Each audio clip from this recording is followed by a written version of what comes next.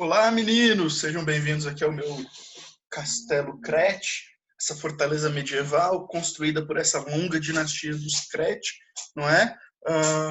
Sejam muito bem-vindos. E hoje eu escolhi esse cenário, tipicamente medieval, para que a gente possa ter uma aula muito interessante sobre Baixa Idade Média. Na verdade, essa já é a nossa quarta aula de Idade Média. No total serão 6, certo? Então vamos lá, só para a gente relembrar um pouquinho do que a gente já falou sobre a Idade Média. Idade Média, período situado entre a queda do Império Romano no século V até a queda do Império Bizantino no século XV. Então é um período longo de 1000 anos, não é? A gente já viu quais conteúdos. A gente já estudou o Império Bizantino, que seria o antigo Império Romano do Oriente. Depois estudamos os islâmicos, o mundo muçulmano, o mundo árabe, beleza, expansão islâmica e tal. E depois a gente veio para a Idade Média europeia, ocidental. E aí falamos dos reinos francos, dos reinos germânicos, dos reinos bárbaros lá, certo? Dinastia Merovíngia, dinastia Carolíngia. E foi aí que nós paramos. E aí nós terminamos também a chamada Alta Idade Média. Lembrem que na primeira aula sobre Idade Média, lá em Império Bizantino, eu dividi para vocês a Idade Média em 1000 anos, dividida em dois grandes períodos, os 500 primeiros anos, do século V ao X, e a Baixa Idade Média, do século X ao XV. E é isso que nós estamos agora, vendo então a Baixa Idade Média, certo? Então, vamos dar continuidade a esse conteúdo. Nós vamos ter 3 aulas de Baixa Idade Média, assim como tivemos 3 de Alta Idade Média, beleza? Então vamos lá, só que agora nós vamos falar só de Europa, tá bom? Então vamos lá, vamos começar este conteúdo, que é um conteúdo que eu acho super legal, de verdade, gosto muito de Idade Média, e aí a gente vai começar esse conteúdo aqui, tá? Fique me vendo aí no meu castelo, minha fortaleza maravilhosa, estarei aqui protegido dos maus, dos medos, da chuva e do corona, não é? E vamos embora, manda ver isso, beleza? Bom, meninos, século X, é isso que nós vamos falar agora, das transformações históricas que vão ocorrer no século X. Sobretudo ao grande fenômeno ali, que é a marca histórica do século X, que é o quê? Que é o chamado crescimento populacional. Século X, lembra? 10 é xizinho, né? Em número romano, então, tá aqui, ó. Século X, beleza? Então nós teremos ali o crescimento populacional. Mas por que a população vai crescer de maneira exponencial? A população vai crescer fazendo uma curva muito ascendente. Só para vocês terem ideia, do século X ao XIII a população mais do que dobra. Depois eu vou mostrar um gráfico para vocês, onde vocês vão poder ver isso tudo bonitinho, tá certo? Mas por que essa população cresce tanto? O que essa população tem? E o que vai acontecer nesse período que a população cresce tanto? Ali. E para a gente entender isso, eu queria chamar a atenção para alguns fatores. O primeiro deles é o fim das invasões à Europa. A Europa, como vocês sabem, ela foi vastamente invadida pelos povos germânicos. Isso levou, inclusive, ao fim do Império Romano, não é? Lá quando os Érulos invadem Roma, acaba o Império Romano no século V, beleza. Só que os germânicos, eles continuam invadindo. Século V, século VI, eles vão passar por um processo de cristianização, e essa cristianização dos povos germânicos vai acabar com as invasões. Beleza, acabou as invasões? Ótimo, paz? Claro que não. Porque no século VII, no século seguinte, nós teremos o desenvolvimento do islamismo, que a gente viu também já, não é? E esses islâmicos, baseados no princípio da jihad, nós já falamos sobre isso, esses caras vão fazer um processo de expansão territorial, conquistando todo o norte da África, beleza? E depois invadindo a Península Ibérica, até que no século VIII, na chamada Batalha de Poitiers, em 732, a expansão muçulmana sobre a Europa é travada. E aí parou as invasões islâmicas, parou as invasões muçulmanas na Europa. Então, um momento de paz, certo? Claro que não. Porque nesse momento nós teremos um crescimento das movimentações do povo que vivia no norte, os chamados vikings, não é? A galera que vivia ali no norte da Europa, que descia pelos rios, atravessava a Europa, e cada vilarejo que eles encontravam no meio do caminho, eles estacionavam seus navios, roubavam aquela região, matavam um monte de gente, sequestravam outros tantos para vender como escravos no norte da África. Ou seja, nós tivemos várias ondas de invasão até o momento em que os vikings são cristianizados e esse processo de invasão acaba. Bom, mas por quê? O que tem a ver invasão territorial, invasão à Europa, com crescimento populacional? Tem a ver que as invasões elas causavam altíssimas taxas de mortalidade. Muita gente morria com essas invasões. E aí o fato desses caras Pararem de invadir significa o quê? Consequência fundamental, uma diminuição das taxas de mortalidade na Europa. E aí, morre menos gente, a população tende a crescer. Até aí, tranquilo? Beleza. Segundo ponto, esse é o mais importante, tá? Então presta muita atenção, que é o quê? É a Revolução Agrícola.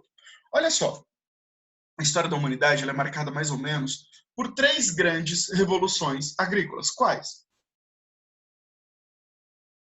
A primeira e mais importante nós já vimos, é a chamada Revolução Neolítica.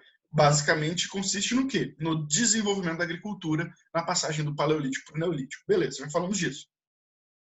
A segunda é essa, no século X, e a terceira, na virada do século XIX para o XX, quando nós teremos o desenvolvimento da indústria química aplicada na agricultura, vai ser também uma grande revolução que permite alimentar esse tanto de gente no mundo hoje. Beleza. Sendo assim, vamos falar então dessa revolução agrícola do século X. Basicamente, ela vai consistir em 2 fenômenos históricos importantes. O primeiro é uma técnica de plantio e o outro é um instrumento de trabalho. É isso. Que instrumento de trabalho é esse? Esses caras vão desenvolver um novo arado chamado de charrua. O que é a charrua? É um arado de ferro, pesado, portanto, né? Movido com rodas. O fato desse arado ser de ferro e, portanto, mais pesado que os antigos arados de madeira é um elemento interessante, é importante. Quanto mais pesado um arado, melhor. Por quê? Porque ele vai mais fundo na terra, revolve mais a terra e traz para cima, para a superfície, os nutrientes do fundo da terra. Então, basicamente, o fato da gente estar falando ali de termos um arado de ferro, uma charrua, e, lógico, a roda servir para poder puxar essa charrua, não é? Isso torna esse arado mais eficiente. Bom, mas esses caras dominam a metalurgia, sei lá, desde o século desde o quarto milênio antes de Cristo.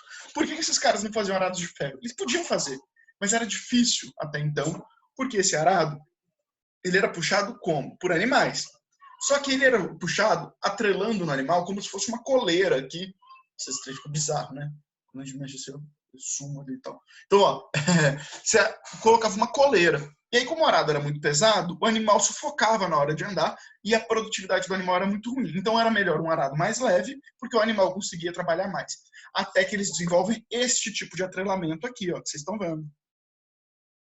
Atrelamento que se usa até hoje, que é o quê? É o colar em que você coloca a força, não no pescoço, mas no peito do animal. O animal não sufoca e consegue trabalhar muito mais. Um negócio interessante, perceba que aqui você tem um atrelamento de peito, tá? Já da Revolução, mas você ainda tem um arado de madeira. Ou seja, perceba que essas coisas elas vão surgindo conjuntamente, vão se modificando na Europa em estágios distintos, beleza? Bom, essa nova forma vai tornar o solo muito mais produtivo, levando a produzir muito mais alimentos, certo? Mas mais importante ainda do que isso é a criação de uma técnica chamada de rotação trienal de culturas, que era muito usada até pelo menos boa parte do século XX. E o que é isso? Imagina o seguinte, você tem uma fazenda, aí você divide ela em campos, tá? Eu coloquei aqui apenas 3 porque é o necessário para eu dar de exemplo. Mas podiam ser vários. Aí você tem lá vários campos. O que acontece? Nesses campos você vai plantar por ano alimentos distintos. Por exemplo, o que a gente está vendo aqui, ó, no ano 1, o campo 1, vou plantar trigo. No campo 2 eu não vou plantar nada, vou deixar em repouso para a terra se restabelecer. E no campo 3 eu vou plantar cevada. Beleza? Tranquilo? Beleza. Passou, colhi, tudo bonitinho. No ano seguinte, o que eu faço? Troco. No campo 1 eu planto cevada, no 2 eu planto trigo, no 2 eu planto trigo, e no campo 3 eu deixo em repouso. Espero crescer, colho e tal, beleza, colhi tudo. No ano seguinte eu mudo de novo. Campo 1 repouso, campo 2 cevada, campo 3 trigo. Esses dois alimentos, esses dois elementos aqui, a cevada e o trigo, são a base da alimentação medieval. O trigo, muito usado para fazer pão, e a cevada utilizada tanto para alimentar animais quanto para fazer cerveja. Esses homens consumiam muita cerveja na Idade Média, porque a água ela era cheia de doenças e tal. Então, o que acontece? Eles preferiam ingerir cerveja, olha que coisa. Inclusive, criança, padre, todo mundo bebia cerveja, porque por causa da fermentação matava a maior parte dos germes ali, ela ficava mais segura mesmo de você consumir. Então, eles plantavam isso, mas também plantavam outros gêneros alimentícios em roças menores. mas não tendo muito tempo para se dedicar a isso, a plantar, sei lá, batata, couve, tomate, né? Não tendo muito tempo para plantar essas questões, eles acabavam tendo uma base de alimentação em pão de trigo, pão de cevada e cerveja. Beleza? Com isso, a produção de alimentos cresce. Com a produção de alimentos crescendo, você vai ter qual consequência? Uma taxa maior de sobrevivência das crianças. O grande problema da Idade Média é que, devido à falta de alimento, as crianças morriam muito cedo, elas não vingavam, como se dizia na época, né? Agora, com o alimento sobrando, essas crianças tendem a sobreviver. Então, você tem também uma taxa, um aumento na taxa de uma diminuição na taxa de mortalidade infantil. Então, se diminui a taxa de mortalidade com o fim das invasões, diminui a taxa de mortalidade infantil com a Revolução Agrícola, isso tudo vai crescer, vai gerar um crescimento da população. Além disso, nós teremos duas transformações que não parecem ter relações diretas com isso, mas tem. Uma delas é o desenvolvimento das chamadas ordens da cavalaria. Os nobres se organizam a partir de ordens militares, e muitas vezes ordens militares e religiosas, nós vamos falar de algumas aqui, hoje, e essas ordens, elas vão fazer uma transformação que é o seguinte: elas vão diminuir a quantidade de guerras, tá? Porque elas vão organizar os soldados. Ao mesmo tempo, a igreja ela vai cristianizar as guerras através de um acordo entre os nobres, chamados de paz de Deus. O que esse acordo diz? Olha, na Idade Média vai ter guerra constantemente. O meu castelo Crete aqui que vocês estão vendo vai ser invadido, eu vou lá, vou invadir outras regiões e tal. Mas o que acontece? Com a paz de Deus, eles mudam a lógica da guerra. A guerra não tem mais a finalidade de matar o inimigo. O nobre, ele ataca o castelo inimigo, ele ataca o nobre inimigo.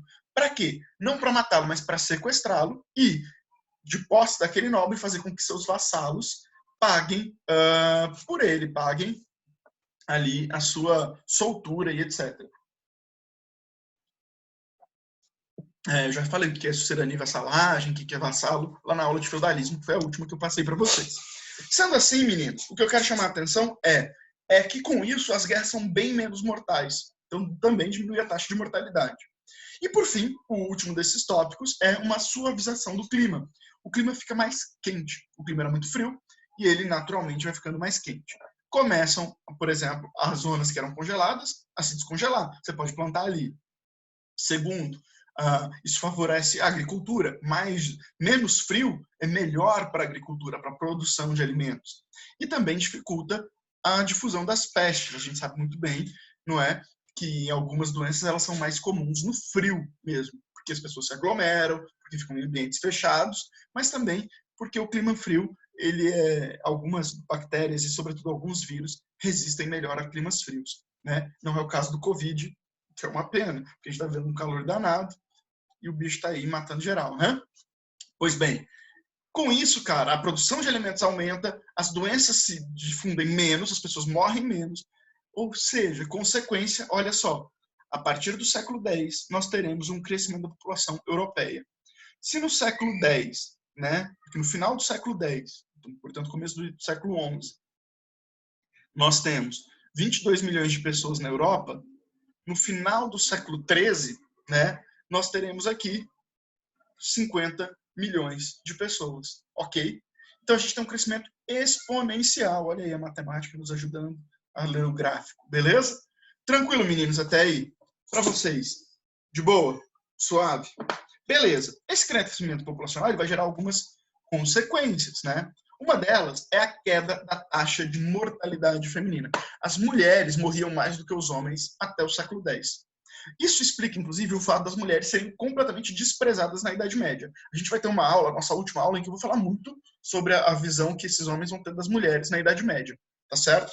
Mas, bom, até lá, eu só queria chamar atenção para isso. As mulheres, elas eram extremamente mal vistas, odiadas mesmo na Idade Média, e com a queda, com a diminuição das taxas de mortalidade feminina, elas vão ter uma vida mais valorizada. Olha o que esse historiador, eu não sei onde está o livro dele, é um livro que eu uso bastante. Basicamente, minha aula é baseada nesse livro, Idade Média e Nascimento do Ocidente, do Hilário Franco Júnior.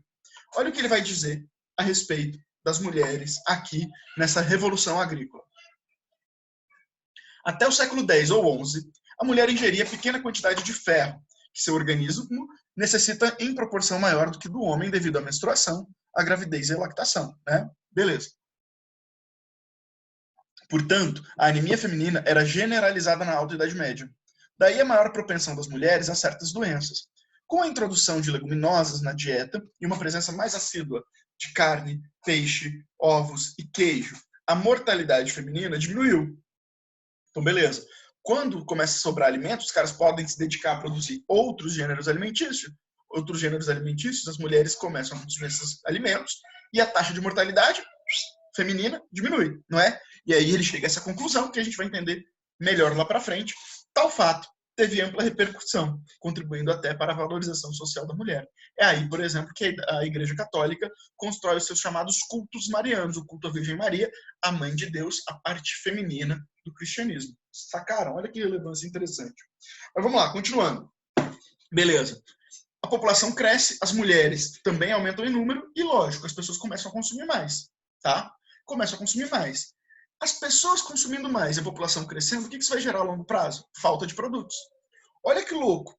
Se no século X a gente vai ter um crescimento da produção e isso vai permitir que a população cresça, no século XII, no século XIII, nós teremos, e no XIV vai ser pior ainda, mas eu vou deixar para falar século XIV na próxima aula, a gente vai ter o quê como consequência? Uma necessidade de aumentar a produção. A população cresceu tanto que houve uma necessidade maior de produzir mais. Mas produzir mais aonde? E aí os caras vão pegar a Idade Média e vão pegar a Europa e vão ocupar um monte de região que estava desocupada.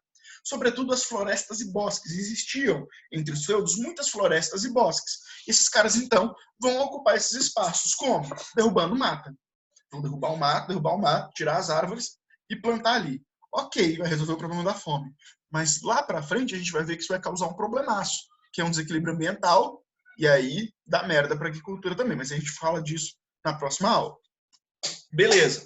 Segunda coisa, esses caras vão também aterrar os pântanos. Os pântanos são regiões alagadiças. Você joga terra, joga terra, joga terra, joga terra, ele vai ficar sólido, você usa para plantar. Beleza? Também vai gerar desequilíbrio ambiental, a gente também vai ver onde isso vai dar. Mas mesmo assim, olha que loucura, a população continuava crescendo. Mesmo assim, mesmo ocupando bosques, mesmo aterrando pântanos, mesmo desmatando florestas, isso não dava conta de alimentar todo mundo. E aí, como consequência, nós teremos o quê? Um feudo inchado, um feudo que não dá conta de alimentar todo mundo. Vamos supor, eu sou o senhor feudal aqui no meu castelo Crete, como vocês estão vendo, não é? E tem um monte de gente morando aqui comigo. Essa galera, o feudo cresceu tanto que agora o meu feudo, a minha fazenda, ela não dá conta de alimentar a todos. Tem como? Pensa comigo. Tem como eu passar fome para alimentar o povo? Não, não vou passar fome por isso. O que eu faço? Tem duas escolhas. E essas escolhas vão consistir no quê? Em tirar a gente do feudo.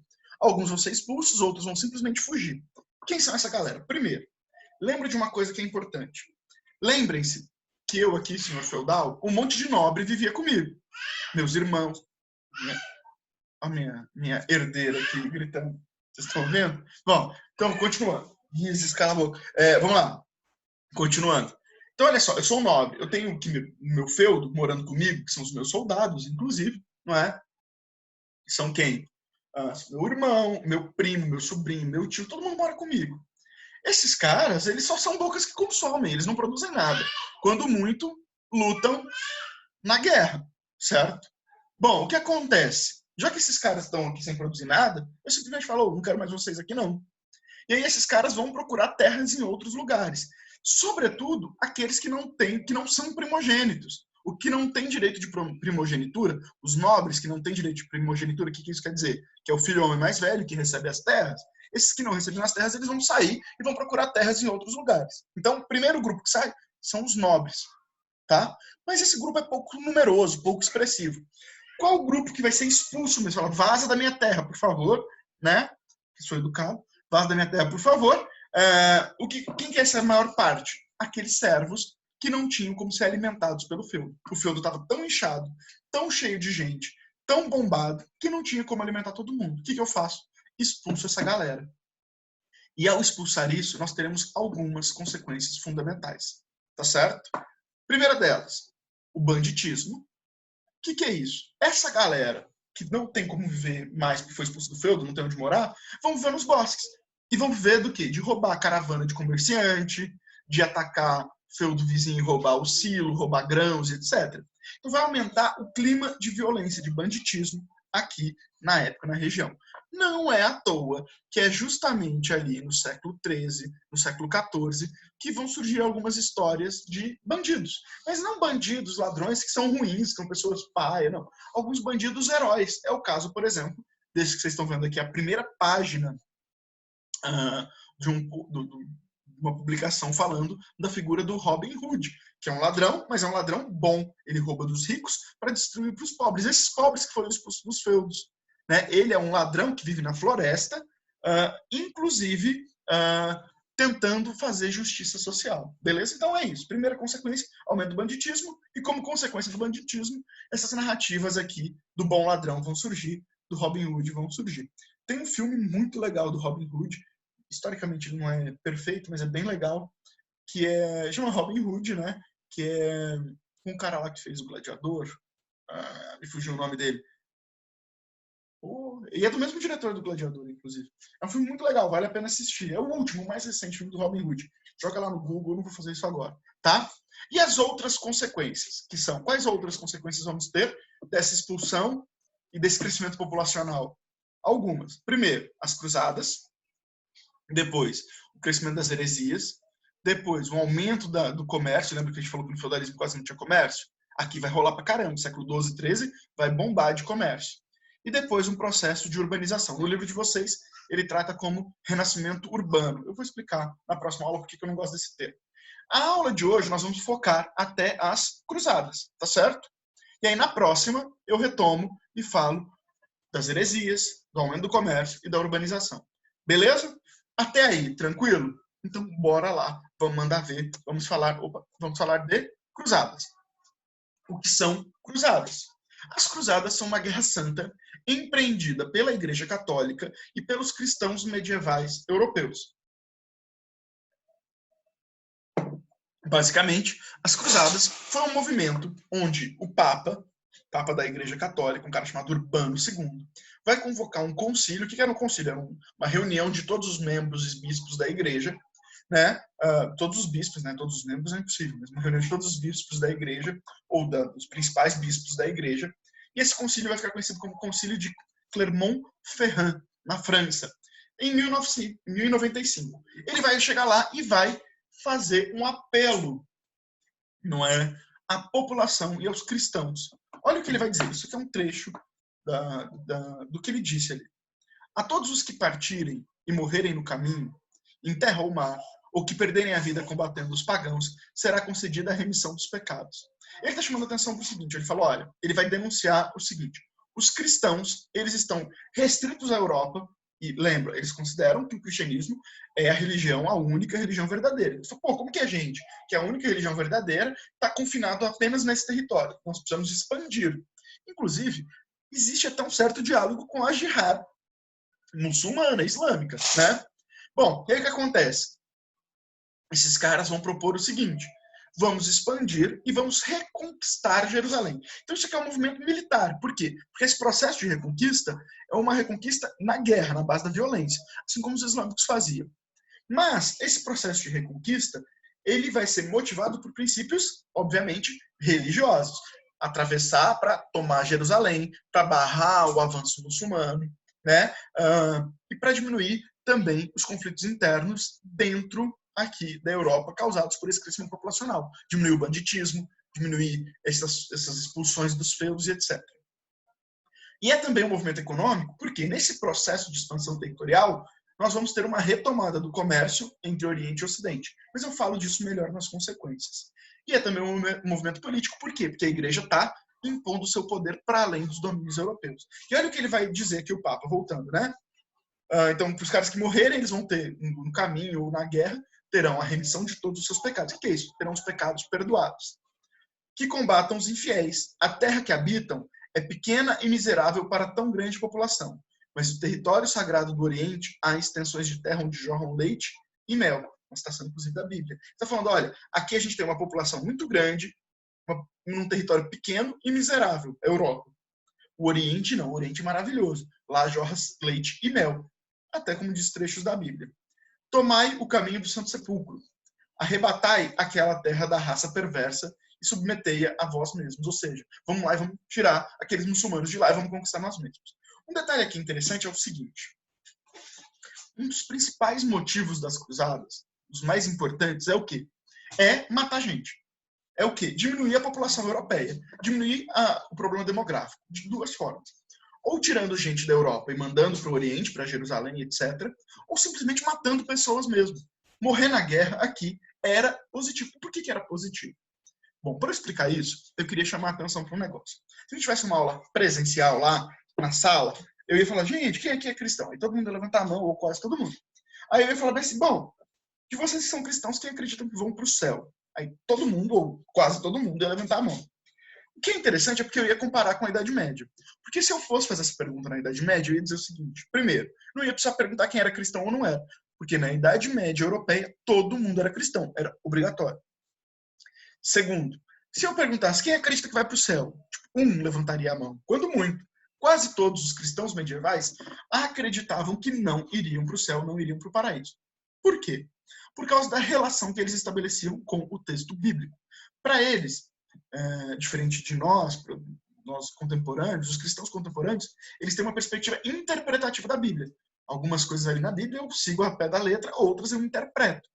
O cristão medieval não. Ele acreditava que tinha que seguir ipsis literis todos os mandamentos, todos os princípios, todas as determinações do Antigo e Novo Testamento para você poder ir para o céu. E aí, cara, isso é praticamente impossível, tá?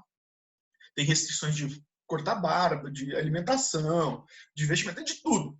E se você não seguisse essas restrições, você iria para o inferno. Eles acreditavam nisso. Sendo assim, cara, diferente de vocês, cristãos, que hoje que acreditam que a maioria vai para o céu, esses homens medievais, a grande maioria acreditava que ia para o inferno, tá? Mas aí olha o que o Papa falou na primeira frase aqui. A todos que partirem e morrerem no caminho, em terra ou mar, ou que perderem a vida combatendo os pagãos, será concedida a remissão dos pecados. Ou seja, os pecados serão perdoados, você vai para o céu. Então o Papa falava assim, ó, se você morrer, seja no caminho, seja lá na guerra, você vai para o céu. Você topa de ir? O cara morre de medo de ir para o inferno e fala, topo demais. E ia. Entenderam? Então também era uma solução para o problema demográfico, mas isso não era uma coisa escondida, velada, maquiavélica. Não, era aberto. Tá certo? Bom, e aí a gente entende, inclusive, quais são os motivos, por que alguns grupos vão se interessar em participar das cruzadas. Primeiro desses grupos, a igreja. Qual o interesse da igreja em organizar as cruzadas? Bom, primeiro, reconquistar Jerusalém. Segundo, ampliar o domínio cristão. Terceiro, barrar o avanço muçulmano. Tá? Os nobres. Cara, lembra que os nobres não têm mais uma guerra divertida? Paz de Deus foi lá e fez com que a cavalaria cristã não matasse o inimigo e tal. Então, esses caras estão querendo aventura de novo, querendo guerra violenta de novo. Então, os nobres estão preocupados em buscar aventura e ter uma guerra mais violenta. Sem contar que muitos deles eram nobres e guerreiros ao mesmo tempo. Eram nobres e membros da igreja ao mesmo tempo. Você tem as ordens da cavalaria religiosas. Então, esses caras também lutavam em nome da igreja. Além disso, tem um motivo mais econômico. Esses caras estavam interessados em roubar os povos inimigos. Então, esses nobres eles iam, invadiam uma região, pilhavam, roubavam tudo que podiam roubar e muitas vezes se fixavam na terra. Então, aquele nobre que não era primogênito, que não tinha direito de terra, ele ia para um outro lugar, conquistava a terra e virava um senhor feudal ali, certo? Além disso, lembre que nosso último tópico, nosso último momento da aula anterior, eu chamei a atenção para as cidades italianas de Gênova e Veneza, que vocês estão vendo aqui, ó, tá vendo? Gênova e Veneza. E diz que a Itália não tinha feudo, a Itália era basicamente um conjunto de cidades-estados, economicamente muito ativas e tal, que viviam do comércio, e esses caras tinham interesse de estabelecer contato com o Oriente para ter acesso às riquezas que vinham do Oriente, sem ter que comprar essas riquezas aqui no Mediterrâneo dos muçulmanos, e aí os produtos sairiam mais baratos, certo? Então a grande questão era também restabelecer o comércio entre o Ocidente cristão e o Oriente, que era nessa porção aqui ortodoxa, cristã ortodoxa, e nessa região aqui dominada pelos muçulmanos, beleza? E aquilo que eu já falei antes, que é o principal motivo, é que os caras acreditavam que teriam a indulgência plena. O que é a indulgência plena?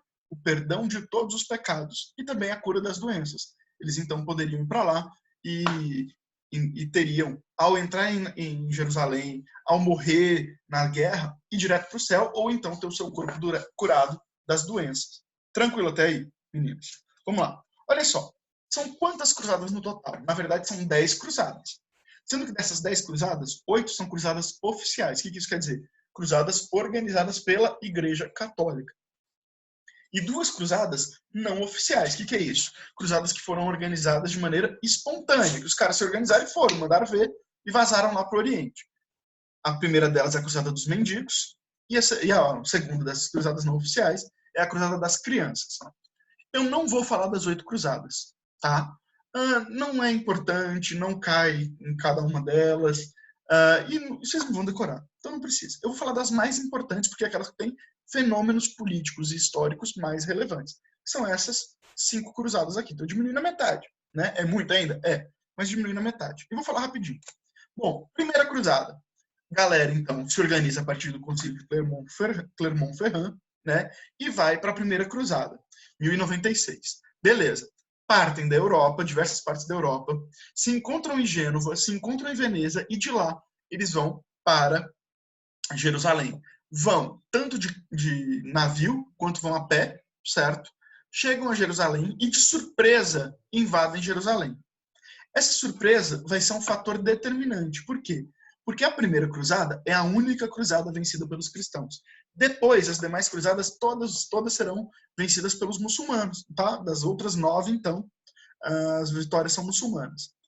Além disso, essa cruzada também só foi possível de ser vitoriosa porque os cristãos europeus, os cristãos católicos, vão se aliar aos cristãos ortodoxos e juntos vão invadir primeiro Jerusalém, depois Trípoli, depois Edessa, conquistando essas 3 regiões, ok? O que é a grande marca dessa primeira cruzada é a violência como ela foi feita. Os judeus e os muçulmanos que foram encontrados no caminho não tiveram tempo de se defender, eles eram assassinados de maneira extremamente violenta, muito cruel. Eu vou falar mais para frente sobre esse livro aqui, ó, tá? Que é um livro... Ixi, tem que ficar aqui. Que é um livro chamado A Cruzada Vista pelos Árabes, tá? De um historiador iraniano chamado Amin Maalouf. E nesse livro, ele vai dar a versão dos muçulmanos sobre o conflito. E essa versão que ele vai dar sobre o conflito é muito interessante, porque ele vai chamar atenção para essa violência sempre. Tá? Eu vou colocar um trechinho do livro na aula, eu vou ler com vocês mais para frente, chamando atenção para a violência que os cristãos vão ter em relação aos muçulmanos aqui. Beleza? Bom, junto com a primeira cruzada, vai se organizar uma outra cruzada, essa sim, não oficial, popular, chamada de Cruzada dos Mendigos.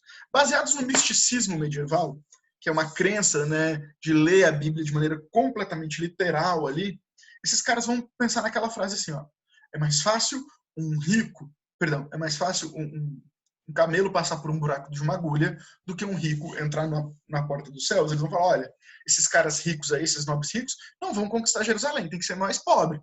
Então vamos juntar ali de maneira meio que espontânea os pobres sob a liderança de um monge pobre, um monge popular, não era um monge ordenado, não era nobre, chamado Pedro o Eremita. Esse cara reúne uma galera e parte da França para atacar Jerusalém. Passando pela Turquia, na região da Anatólia, eles acabam sendo dizimados e mortos pelos muçulmanos, que eram chamados então de sarracenos. Ok? Então, derrotada a Cruzada dos Mendigos. Tá certo? Próxima cruzada que nós vamos falar, a chamada Cruzada dos Reis. Por que a Cruzada dos Reis? Porque ela vai ter a participação de 3 reis fundamentais ali nos reinos europeus, tá certo? Do Sacro Império Romano Germânico, nós teremos Frederico Barba-Ruiva. Da Inglaterra, o Rei Ricardo Coração de Leão. O filme que eu indiquei do Robin Hood tem tudo a ver com o Rei Ricardo Coração de Leão.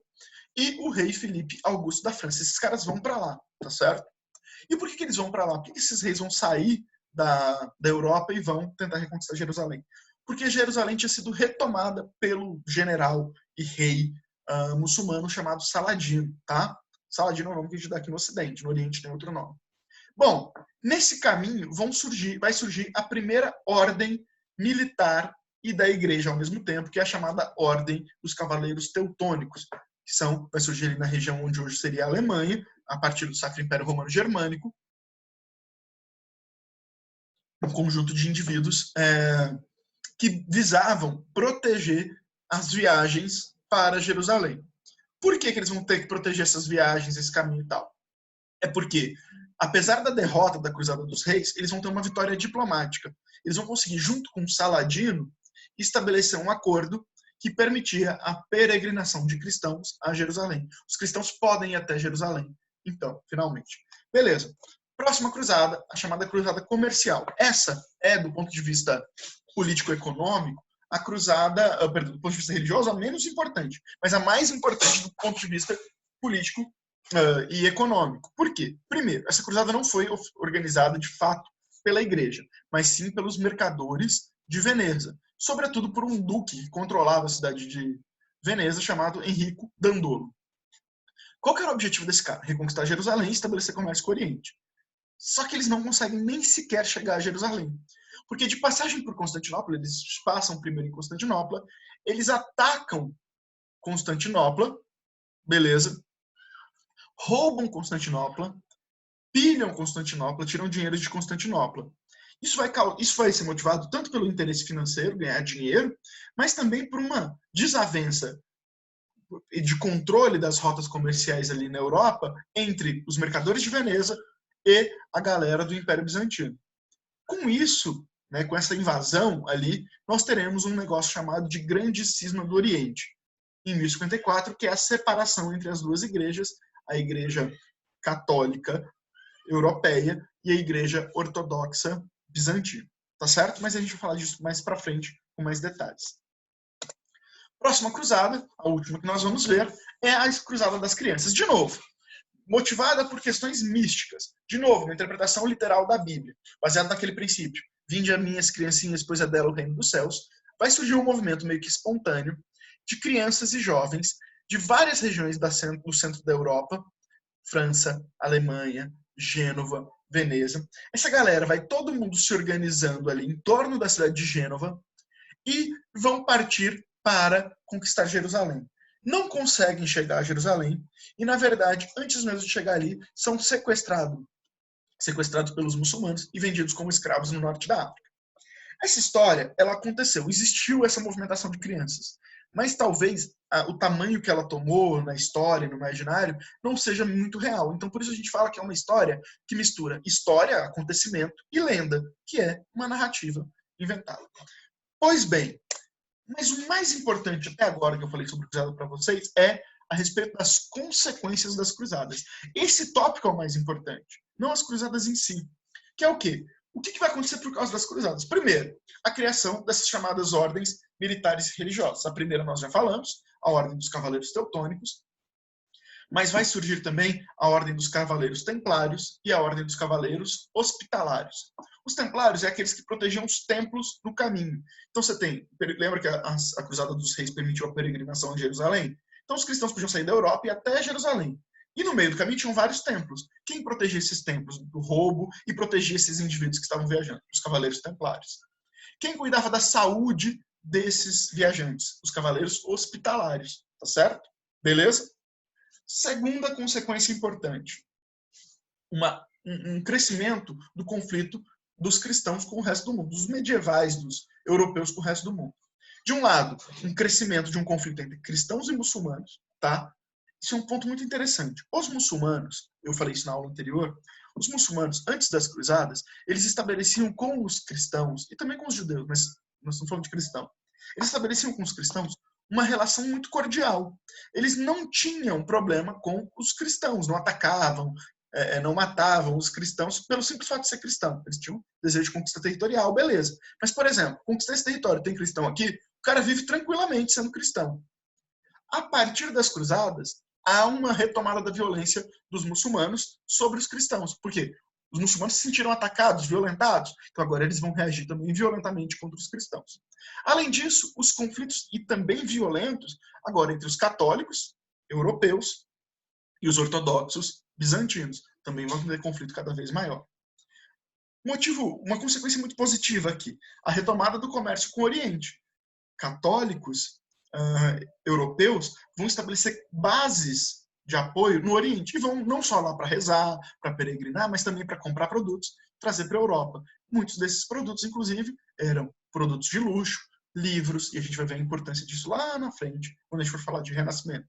Tá certo?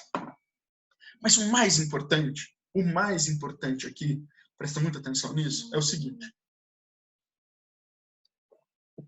É que, com as cruzadas, vai surgir uma identidade cristã e europeia. Na verdade, o Hilário Franco Júnior, no livro dele... Cara, não estou falando livro, agora está aqui fácil. O Hilário Franco Júnior, ele fala que a Idade Média, a partir das cruzadas, inventa a Europa. Tá? E isso é interessante. O que é identidade? Identidade é sentir que faz parte do mesmo grupo. Nós, brasileiros, nós temos uma mesma identidade. Sei lá, eu e os demais professores temos uma identidade profissional. Eu e os meninos temos uma identidade de sexo, masculina, sei lá, né? Bom, identidade é sentir que faz parte de um grupo. E essa identidade, ela vai surgir de fato aqui a partir das cruzadas. Esses caras, eles vão olhar para si e vão perceber que tem um monte de coisa em comum, sobretudo a religião. A religião dava unidade a todos os europeus, mas eles eram diferentes dos bizantinos, na atual Turquia, eles eram diferentes dos muçulmanos na Península Arábica, no norte da África. E aí essa distinção, essa comparação que gerava uma distinção, dá unidade para a Europa, cria esse sentimento de unidade. A palavra Europa ainda não existia, não era usada. Qual palavra se usava então? A cristandade. Por isso que eu coloquei aqui entre parênteses cristandade. Vamos ler esses dois trechos, porque eles falam justamente disso. E são os trechos dos dois maiores medievalistas, que são pesquisadores em Idade Média, os dois maiores medievalistas que existiram, tá? Na minha opinião. Que é o Jacques Le Goff e o Georges Duby, dois franceses. Olha o que o Le Goff vai dizer.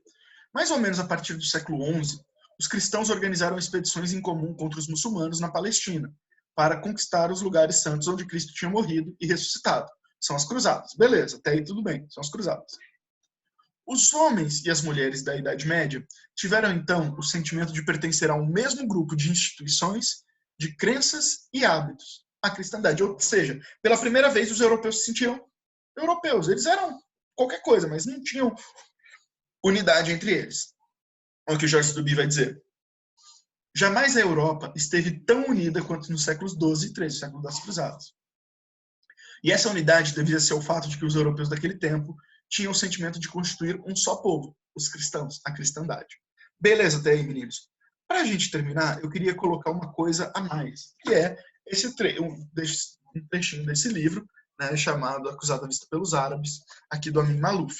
Ele vai trazer uma outra visão, uma visão que a gente não tinha no Ocidente. Quando esse livro é lançado, a gente não sabia o que esses muçulmanos pensavam das cruzadas. E aí ele vai chamar atenção para alguns aspectos. Primeira coisa, ele vai chamar atenção para um conceito que é o seguinte, o chamado orientalismo. O que é o orientalismo?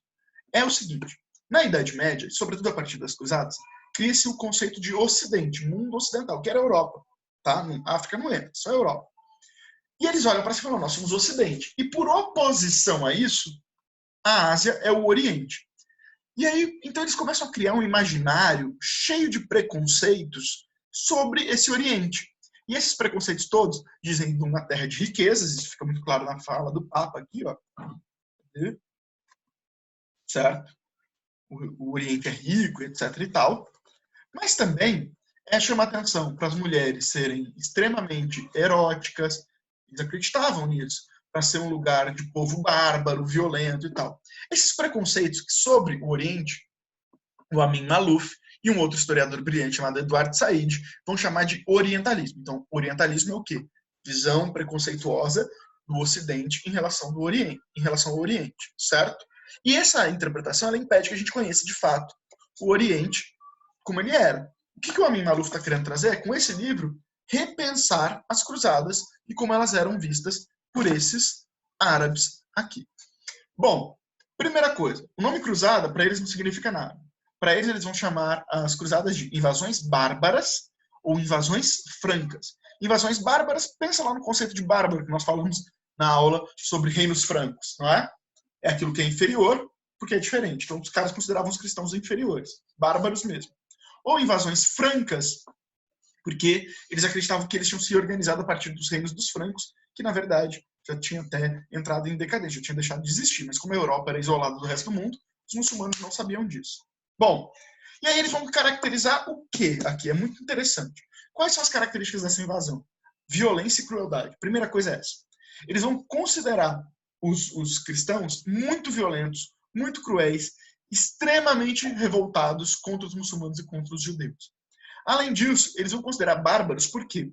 Porque os muçulmanos eram, de fato, o centro intelectual do mundo medieval.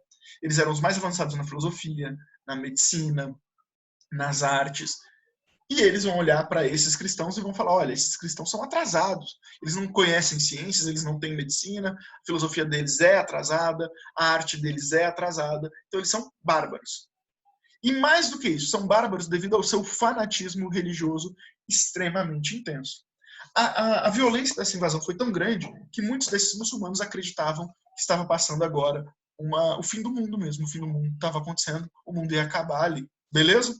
Para a gente terminar, então, eu só gostaria de ler um trecho tirado desse livro para a gente poder sacar aqui. Ó.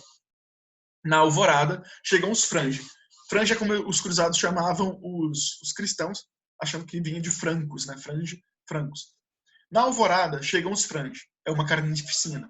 Durante 3 dias, eles matam mais de 100 mil pessoas pela espada e fazem muitos prisioneiros. Mas o horror está menos presente no número de vítimas do que no destino quase inimaginável que lhes foi reservado. Em Maara, os nossos faziam ferver os pagãos adultos em caldeira. Fincavam as crianças em espetos e devoravam grelhadas. Essa confissão do cronista franco Raul de Caen não foi lida pelos habitantes das localidades próximas a Maara, mas até o fim de suas vidas eles se lembrarão do que viram e ouviram. Olha que bizarro. Pois a lembrança dessas atrocidades, propagadas pelos poetas locais, assim como pela tradição oral, fixará nos espíritos uma imagem dos frange difícil de ser apagada. Um julgamento desprovido de complacência, que resume bem a incompreensão deixada pelos frange na sua chegada à Síria. Uma mistura de medo e desprezo, bem compreensível por parte de uma nação árabe, muito superior em cultura, mas que perdeu toda a combatividade. Jamais os turcos esquecerão o canibalismo dos ocidentais. Em toda a sua literatura épica, os franges serão invariavelmente descritos como antropófagos. Beleza, meninos? Bom, e aqui a gente acaba esse conteúdo, tá? Daqui a pouquinho a gente tem uma outra aula aí, a gente já continua isso tudo. Um abraço, um beijo, falou, é nóis.